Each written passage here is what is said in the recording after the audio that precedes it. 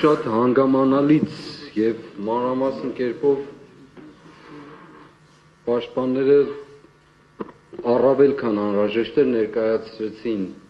եւ հատկապես 319 հոդվածի այդ չարչրկված հոդվածի մեկնաբանությունը։ Եթե մեկնաբանությամբ են հոդվածները, պարզապես տարածքը շատ լայն է։ Ամեն մարդ կարող է մեկնաբանել, բայց հստակ ֆիքսված արձանագրված է։ Ես ուրիշ բան եմ ուզում ասել։ Մեր քրեական օրենսգիրքը լինի կամ ընդհանրապես մեր օրենսդրությունը իր ամբողջության մեջ հիմնված է մի քանի կարևոր հիմնասյուների վրա, որոնցից առաջինը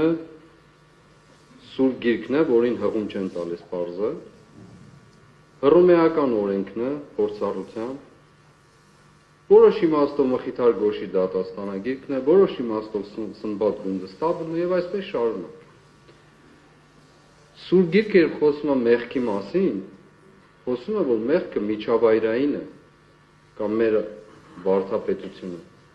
բայց յուրաքանչյուր անհատ ինքը պատասխանատվություն է կրում այդ միջավայրի համար։ Եվ այլ կերպ ուրիշ օրենք որևէ ձևով հնարովի չի կարող լինել սրանից դուրս։ Ի վերջո մարդը անձնական պատասխանատվություն ունի եւ հետեւաբար այստեղ էլ քննվող գործի յուրաքանչյուր դետալը հիմնավորված 319-րդ չարչրկված հոդվածով հենց դրա մասին է խոսում։ Բայց ես ուրիշ հարց ունեմ, պատվարժան դատարան։ Եվ նաեւ կուզեի էկզեգետիկայից խոսել, բայց այդ մյուս անգամների շատ առիթ կլինի։ Հարց ունեմ, թե ինչ է հաստատում օրինակ, ասենք, այս ապացույցների, այսպես կոչված ապացույցների, ես նորից եմ կրկնելու, սրանք ուղղակի արձանագրված փաստագրություններ են, ինչ որ մեկի կողմից արված։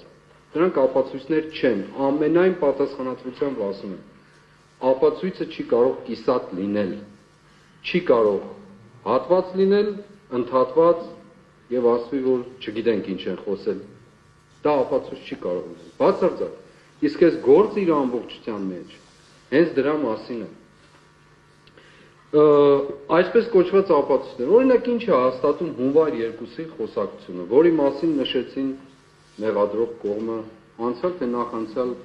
նիստի ընթացքում։ Հունվար 2-ի խոսակցությունը ինչ է հաստատում կամ հերքում։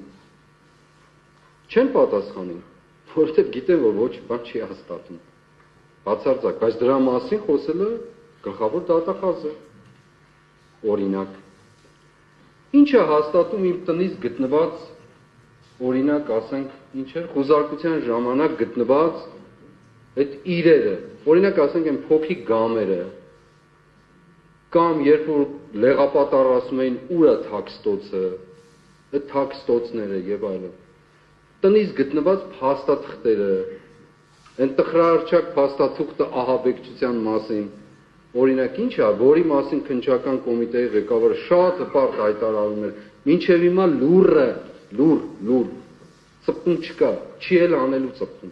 չի կարող, որովհետև անպատասխանատու զրպարտող է նա։ Ինչ է հաստատում օրինակ, ապացույցը ձեր ձեռքերի մեջ է,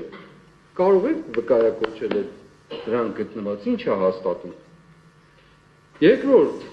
ամենակարևոր բաները, ես դարձյալ չվերադառնամ փորձաքննությունների թեմային, որ ինձ համար դրանք այլևս աբսուրդի ժանրից են ընդհանրապես, բայց գործը եթե մեկ կեղծիք ունի եւ մեկն են գափոխում, դա այլևս գործ չի։ Միջազգային դատարաններում այդպես մեկ գործ, մեկ դեպք կեղծված, նենգափոխված, դա փակված գործ է այլևս, որովհետև դա համարվելու է զրպարտություն։ Այդ մեկ գործը, ինչպես Սուրբ Գիրքն ասում է, մեկ մեղքով, մեկ մարդով մեղքը աշխարհ մտավ, մեկ մարդով էլ արդարացավ, այդ մեկը ամբողջին է վերաբերում։ Այդ փոքրիկ զանգվածն է թթխմորում ամբողջին։ Հիմա այդ մի գործը, եթե մեկ նենգափոխում կա, հետևաբար գործ չկա։ Իսկ ես ձեզ ասում եմ, որ մեկ նենգափոխում չի։ Եթե չասեմ 100-ով, կասեմ տասնյակներով նենգափոխումը։ Նույնիսկ բառեր ավելացած են, նա դրա մասին չեմ խոսում։